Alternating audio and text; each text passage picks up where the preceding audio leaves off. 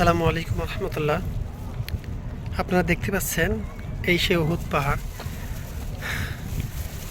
এটা হলো উহুদ পাহাড়।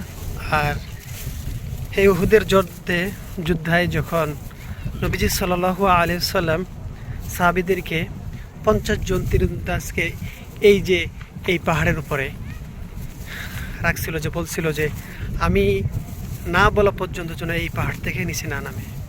তো নবীজি সাল্লাল্লাহু আলাইহি সাল্লাম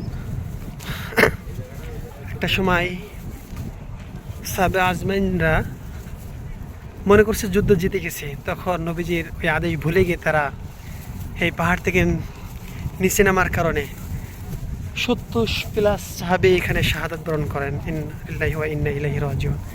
সেখানে এখনও উঠবো ইনশাআল্লাহ। এজন্য আপনাদেরকে একটু দেখানোর উদ্দেশ্য, এছাড়া আর কিছুই নয়। এইখানেই অবস্থান করেছিল 50 জন তীরন্দাজ সাহাবী, যারা তীরন্দাজে অনেক পারদর্শী ছিল।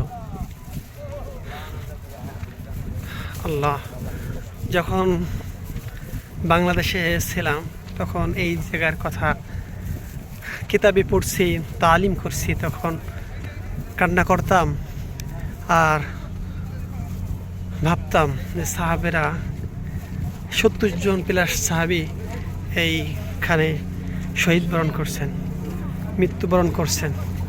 আল্লাহ তাআলা তাদেরকে আর রওজা শরীফের ভিতরে বারাকা দ্বারা দান করুক, আমিন। আমি প্রায় চলে আসছি, আর একটু হলে উপরে উঠবো ইনশাল্লাহ।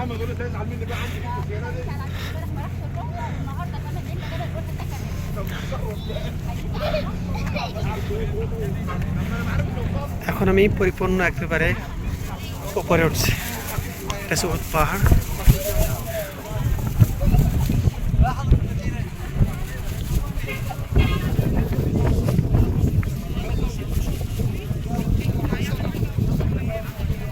সবাই ভালো থাকবেন, সুস্থ থাকবেন। আল্লাহ হাফেজ।